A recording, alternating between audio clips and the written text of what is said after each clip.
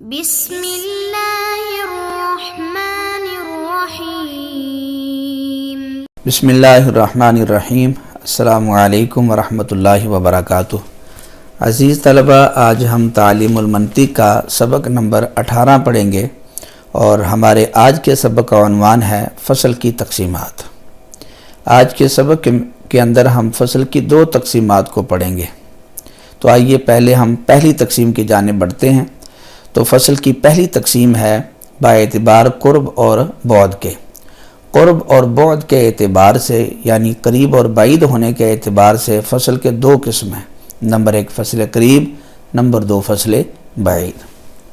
وجہ حصر کو سمجھنے سے پہلے آپ یہ سمجھ لیں کہ فصل کا بنیادی طور پر مقصد ہوتا ہے ماہیت کو جنس کے مشارکات سے ممتاز کرنا۔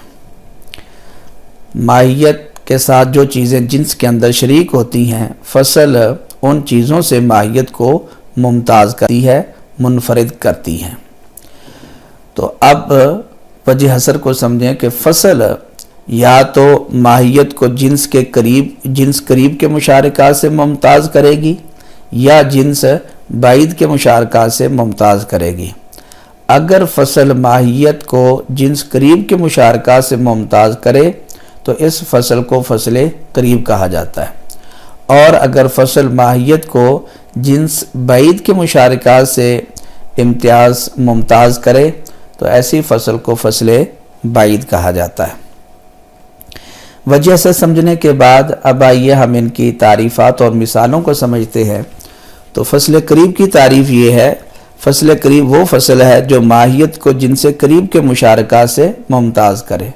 مثلا مثال کے طور پر انسان ماہیت ہے، اور انسان کی جو جنس قریب ہے وہ ہے حیوان، اور جنس قریب کے اندر یعنی حیوان کے اندر انسان کے ساتھ فرس، بکر، غنم یہ ماہیتیں شریک ہیں۔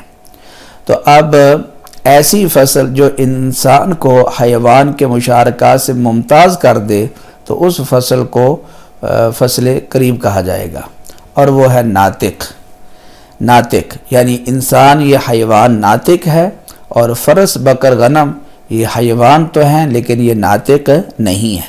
تو ناطق نے آ کر انسان کو حیوان کے مشارکات سے ممتاز کر دیا، وہ اس طرح کہ انسان حیوان ناطق ہے اور فرس، بکر، غنم یہ ماہیتیں یہ حیوان ناطق نہیں ہیں۔ فصل قریب کے بعد فصل بعید کی تعریف۔ فصل بعید وہ فصل جو ماہیت کو جنس بعید کے مشارکات سے ممتاز کرے۔ مثلا انسان یہ ماہیت ہے، اور اس انسان ماہیت کی جنس بعید یہ ہے جسم نامی، اور جسم نامی کے مشارکات وہ ہیں انسان، شجر، فرس، بکر، غنم وغیرہ۔ یعنی جسم نامی کے اندر انسان بھی شریک ہے، انسان بھی جسم نامی ہے، شجر بھی جسم نامی ہے، فرس، بکر، غنم یہ بھی جسم نامی ہے۔ تو اب اس جسم نامی کے مشارکات سے جو چیز انسان کو ممتاز کرے گی وہ فصل بعید کہلائے گی انسان کی، اور وہ ہے حساس، کہ انسان یہ جسم نامی حساس ہے، اور مثلا شجر یہ جسم نامی تو ہے لیکن حساس نہیں ہے۔ تو چونکہ حساس نے انسان کو جنس بعید کے مشارکات سے ممتاز کیا ہے، اس لیے ہم حساس کو انسان کی فصل بعید کہیں گے۔ تو یہ ہوگی فصل کی پہلی تقسیم قرب اور بعد کے اعتبار سے، فصل قریب اور فصل بعید۔ اگر فصل ماہیت کو جنس قریب کے مشارکات سے ممتاز کرے تو یہ جنس فصل قریب، اور اگر جنس بعید کے مشارکات سے ممتاز کرے تو یہ فصل بعید۔ وجہ تسمیہ بھی سمجھ آ گئی کہ فصل قریب کو قریب کیوں کہتے ہیں اور فصل بعید کو بعید کیوں کہتے ہیں۔ تو فصل قریب کو قریب اس لیے کہتے ہیں کیونکہ یہ جنس قریب کے مشارکات سے ممتاز کرتی ہے، اور فصل بعید کو بعید اس وجہ سے کیونکہ وہ جنس بعید کے مشارکات سے ماہیت کو ممتاز کرتی ہے۔ اب آئیے فصل کی دوسری تقسیم کی طرف۔ یہ دوسری تقسیم فصل کی ہے با اعتبار نسبت کے، کہ فصل کی نسبت کس کی طرف کی جائے گی۔ فصل کی نسبت نوع کی طرف کی جائے گی یا فصل کی نسبت جنس کی طرف کی جائے گی۔ تو نسبت کے اعتبار سے فصل کے دو قسم ہیں، نمبر ایک فصل مقوم اور نمبر دو فصل مقسم۔ یہ فصل دو حال سے خالی نہیں ہوگی، یا تو فصل کی نسبت نوع کی طرف کی جائے گی یا فصل کی نسبت جنس کی طرف ہوگی۔ اگر فصل کی نسبت نوع کی طرف ہو تو اس کو کہتے ہیں فصل مقوم، اور اگر فصل کی نسبت جنس کی طرف ہو تو اس کو کہتے ہیں فصل مقسم۔ نسبت کا مطلب یہ ہے کہ فصل کو باعتبار نوع کے دیکھا جائے گا یا باعتبار جنس کے دیکھا جائے گا۔